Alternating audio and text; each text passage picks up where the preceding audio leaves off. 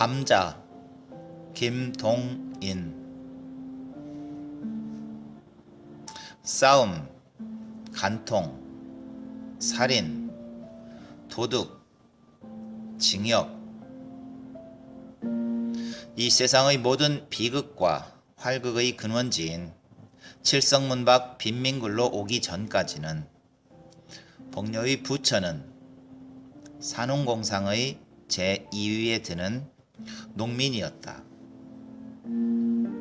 복녀는 원래 가난은 하나만 정직한 농가에서 규칙 있게 자라난 처녀였었다. 예전 선비의 엄한 규율은 농민으로 떨어지자부터 없어졌다 하나, 그러나 어딘지는 모르지만 딴 농민보다는 좀 똑똑하고 엄한 가율이 그의 집에 그냥 남아 있었다. 그 가운데서 자라난 복녀는 물론 다른 집 처녀들 같이 여름에는 벌거벗고 개울에서 몇 감고 바짓바람으로 동네를 돌아다니는 것을 예사로 알기는 알았지만, 그러나 그의 마음속에는 막연하나마 도덕이라는 것에 대한 기품을 가지고 있었다.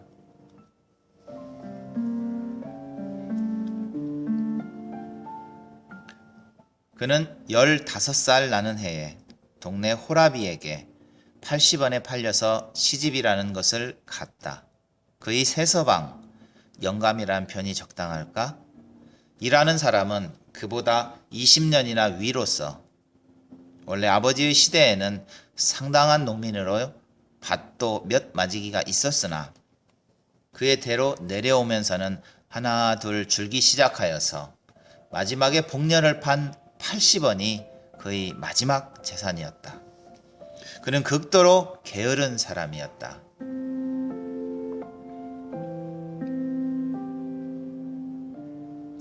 동네 노인의 주선으로 소작 밭개나 얻어주면 종자만 뿌려둔 뒤에는 후치질도 안 하고 김도 안 매고 그냥 버려두었다가는 가을에 가서는 되는 대로 거둬서 금년에 흉년 입네 하고 전주집에는 가져도 안 가고 혼자 먹어버리곤 하였다. 그러니까 그는 한 밭을 이태 연하여 붙여본 일이 없었다. 이리하여 몇 해를 지내는 동안 그는 그 동네에서는 밥을 못 얻으리만큼 인심과 신용을 잃고 말았다.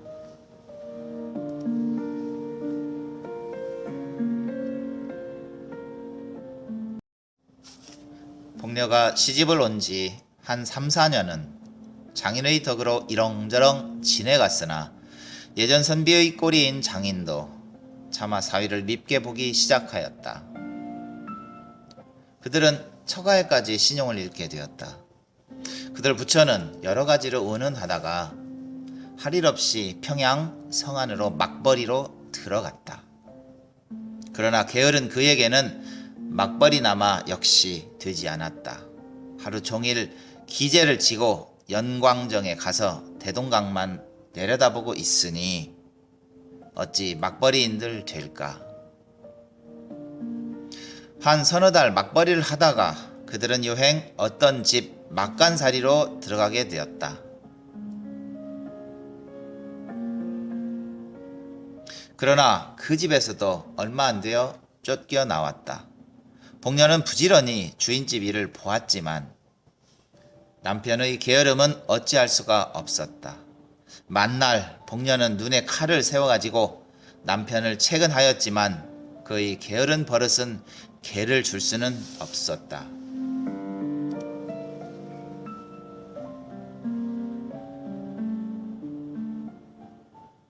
뱃섬 좀 치워 달라우요. 남 졸음 오는데 님자 치우시관. 내가 치우나요? 20년이나 밥을 처먹고 그걸 못 치워? 에이구, 칵 죽구나 말디. 2년 뭘? 이러한 싸움이 그치지 않다가 마침내 그 집에서도 쫓겨나왔다. 이젠 어디로 가나? 그들은 할 일 없이 칠성문 밖 빈민굴로 밀려 나오게 되었다. 칠성문 밖을 한 부락으로 삼고 그곳에 모여 사는 모든 사람들의 정업은 거지요. 부업으로는 도둑질과 매음, 그 밖에 이 세상의 모든 무섭고 더러운 죄악이 있었다. 복녀도 그 정업으로 나섰다.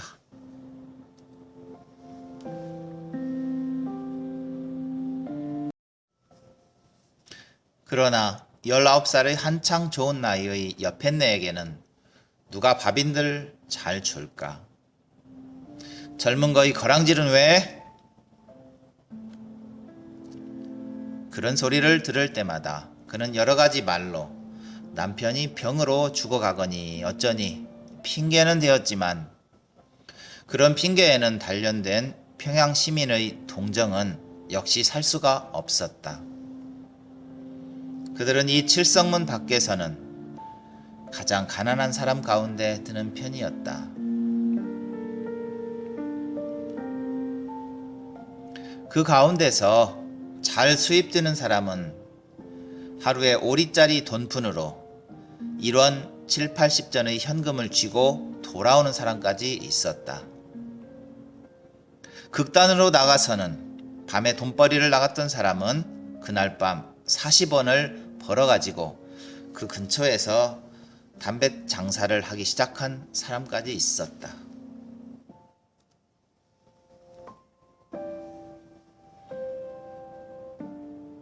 복녀는 19살이었다. 얼굴도 그만하면 빤빤하였다. 그 동네 여인들이 보통 하는 일을 본받아서 그도 돈벌이 좀 잘하는 사람의 집에라도 간간 찾아가면 매일 5, 60전은 벌 수가 있었지만 선비의 집안에서 자라난 그는 그런 일은 할 수가 없었다.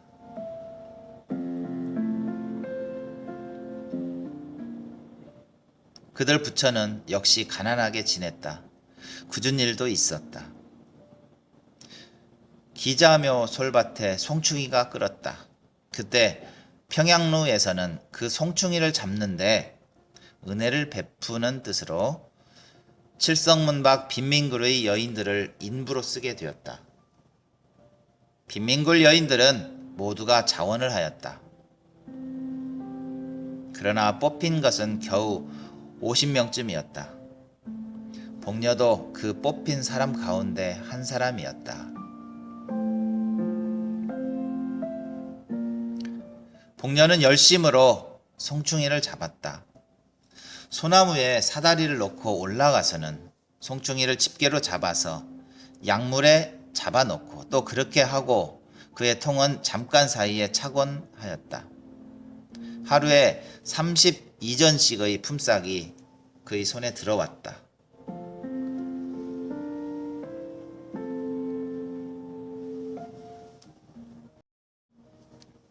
그러나 대엿새 하는 동안에 그는 이상한 현상을 하나 발견하였다.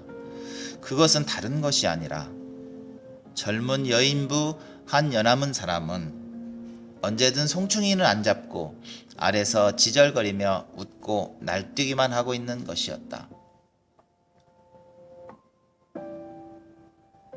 뿐만 아니라 그 놀고 있는 인부의 품삯은 일하는 사람의 삭전보다 8전이나 더 많이 내어주는 것이다.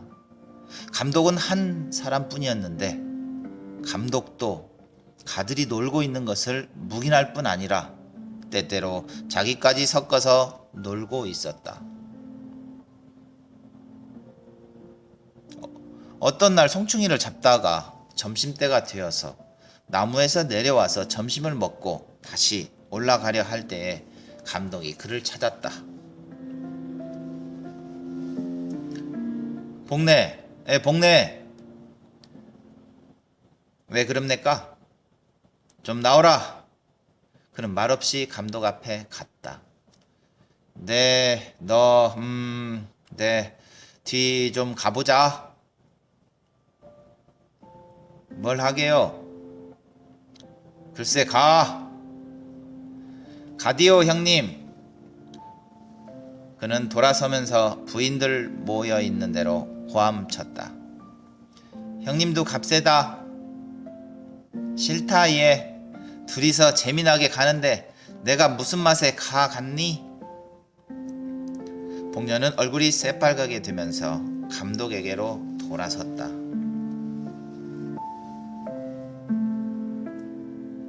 가 보자. 감독은 저편으로 갔다. 복녀는 머리를 숙이고 따라갔다. 복례도 갔구나. 뒤에서 이런 소리가 들렸다. 복녀의 숙인 얼굴은 더욱 빨갛게 되었다. 그날부터 복녀도 일 안 하고 품삯 많이 받는 인부의 한 사람으로 되었다. 복녀의 도덕관 내지 인생관은 그때부터 변하였다. 그는 여태껏 딴 사내와 관계를 한다는 것을 생각하여 본 일도 없었다. 그것은 사람의 일이 아니요 짐승이 하는 것쯤으로만 알고 있었다. 혹은 그런 일은 하면 딱 죽어지는지도 모를 일로 알았다.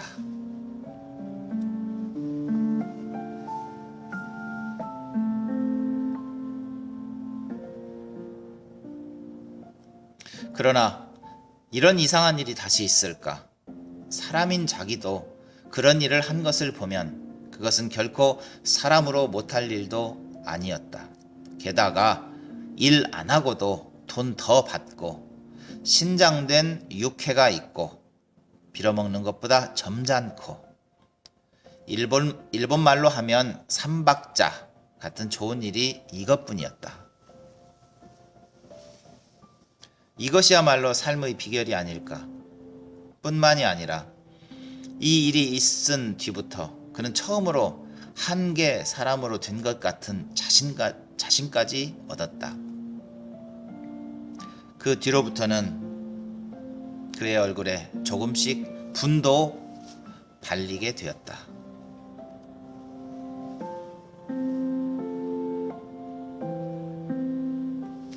(1년이) 지났다. 그의 처세의 비결은 더욱더 순탄히 진척되었다. 그의 부처는 이제는 그리 궁하게 지내지는 않게 되었다. 그의 남편은 이것이 결국 좋은 일이라는 듯이 아랫목에서 누워서 얼씬얼씬 웃고 있었다. 복녀의 얼굴은 더욱 예뻐졌다. 여보, 아즈바이, 오늘은 얼마나 벌었어? 복녀는 돈 좀 많이 벌은 듯한 거지를 보면 이렇게 찾는다. 오늘은 많이 못 벌었수다. 얼마? 도무지 10서너 냥. 많이 벌었수다 가래. 한 10냥 꿔주소 그래. 꿰주소 그래. 오늘은 내가 어쩌고 저쩌고 하면 복녀는 곧 뛰어가서 그의 팔에 늘어진다. 나한테 들킨 때면은 끼고야 말아요. 난 원 이 아즈바이 만나면 야단이디라. 자, 꿰주디. 그 대신은 알아있디? 난 몰라요. 모르면 안 줄 테야. 글쎄, 알았대도 그랬다. 그의 성격은 이만큼 진보되었다.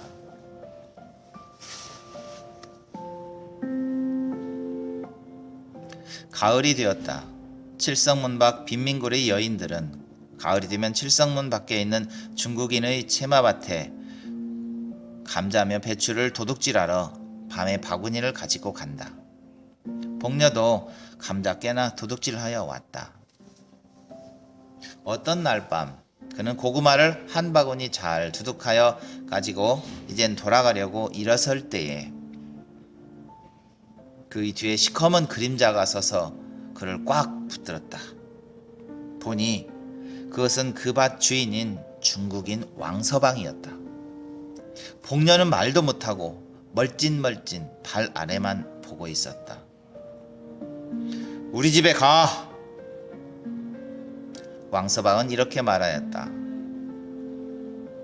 가재문 닭이 웬 것도 못 갈까? 복녀는 엉덩이를 한번 휙 두른 뒤에 머리를 젖히고 바구니를 저으면서 왕서방을 따라갔다.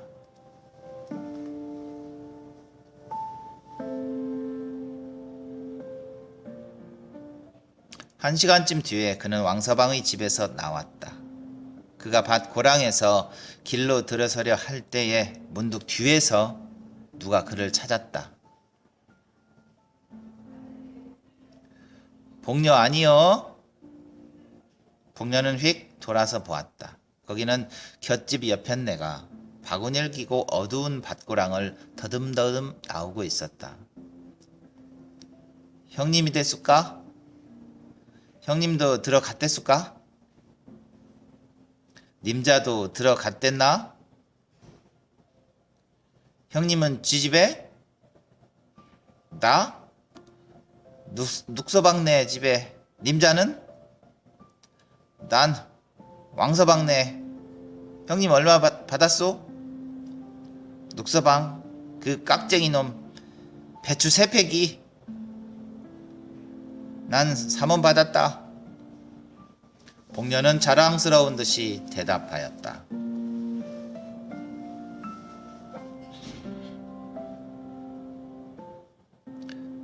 (3분쯤) 뒤에 그는 자기 남편과 그 앞에 돈 3원을 내놓은 뒤에 아까 그 왕서방의 이야기를 하면서 웃고 있었다. 그 뒤부터 왕서방은 무시로 복녀를 찾아왔다. 한참 왕서방이 눈만 멀찐멀찐 앉아있으면 복녀의 남편은 눈치를 채고 밖으로 나간다. 왕서방이 돌아간 뒤에는 그들 부처는 1원 혹은 2원을 가운데 놓고 기뻐하곤 하였다. 복녀는 차차 동네 거지들한테 애교를 파는 것을 중지하였다. 왕서방이 분주하여 못 올 때가 있으면 복녀는 스스로 왕서방의 집까지 찾아갈 때도 있었다. 복녀의 부처는 이젠 이 빈민굴의 한 부자였다.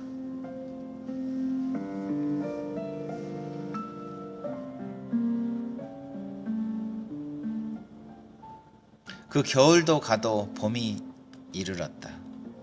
그때 왕서방은 돈 100원으로 처녀 하나 마누라도 사오게 되었다. 복녀는 다만 콧웃음만 쳤다. 복녀 강짜하겠구만. 동네 옆뱃네들이 이런 말을 하면 복녀는 흥 하고 콧웃음만 웃곤 하였다. 내가 강짜를 해? 그는 늘 힘있게 부인하고 하였다. 그러나 그의 마음에서 생기는 검은 그림자는 어찌할 수가 없었다. 이놈 왕서방, 내 두고 보자.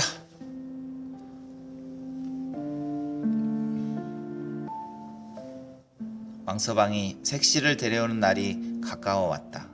왕서방은 여태껏 자랑하던 기다란 머리를 깎았다.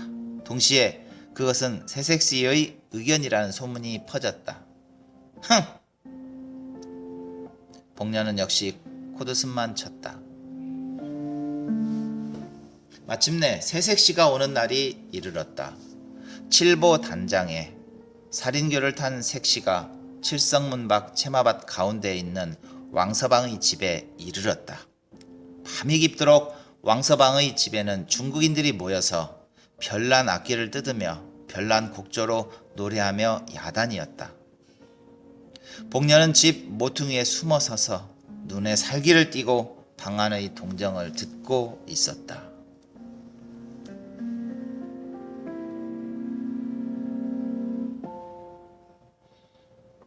다른 중국인들은 새벽 2시쯤 하여 돌아갔다. 그 돌아가는 것을 보면서 복녀는 왕서방의 집안에 들어갔다. 복녀의 얼굴에는 분이 하얗게 발리어 있었다. 신랑 신부는 놀라서 그를 쳐다보았다. 그것을 무서운 눈으로 흘겨보면서 그는 왕서방에게 가서 팔을 잡고 늘어졌다. 그의 입에서는 이상한 웃음이 흘렀다. 자, 우리 집으로 가요. 왕서방은 아무 말도 못하였다. 눈만 정처 없이 두룩두룩 하였다. 복녀는 다시 한번 왕서방을 흔들었다. 자, 어서. 우리 오늘은 일이 있어 못 가. 일은 밤중에 무슨 일? 그래도 우리 일이. 복녀의 입에 여태껏 떠돌던 이상한 웃음은 문득 없어졌다.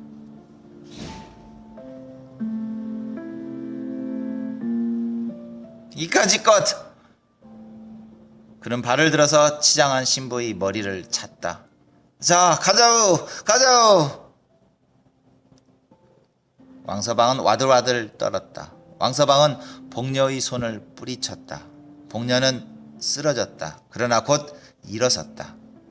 그가 다시 일어설 때에는 그의 손에 얼른얼른 하는 낫이 한 자루 들리어 있었다. 이 퇴놈 죽어라! 이놈! 나 때렸니? 이놈아! 아이고! 사람 죽이노나!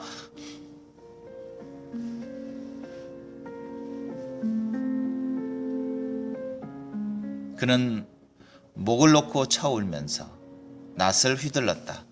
칠성문 밖 외다른 밭 가운데 홀로 서 있는 왕서방의 집에서는 일장의 활극이 일어났다. 그러나 그 활곡도 곧 잠잠하게 되었다. 복녀의 손에 들려있던 낫은 어느덧 왕서방의 손으로 넘어가고 복녀는 목으로 피를 쏟으며 그 자리에 꼬꾸라져 있었다. 복녀의 송장은 사흘이 지나도록 무덤으로 못 갔다. 왕서방은 몇 번을 복녀의 남편을 찾아갔다. 복녀의 남편도 때때로 왕서방을 찾아갔다. 둘이 사이에는 무슨 교섭하는 일이 있었다. 사흘이 지났다. 밤중 복녀의 시체는 왕서방의 집에서 남편의 집으로 옮겨졌다. 그리고 시체에는 세 사람이 둘러 앉았다. 한 사람은 복녀의 남편, 한 사람은 왕서방, 또 한 사람은 어떤 한방 의사. 왕서방은 말없이 돈주머니를 꺼내어 10원짜리 지폐 석 장을 복녀의 남편에게 주었다. 한방 의사의 손에도 10원짜리 2장이 갔다. 이튿날 복녀는 뇌일혈로 죽었다는 한방의의 진단으로 공동묘지로 실려갔다.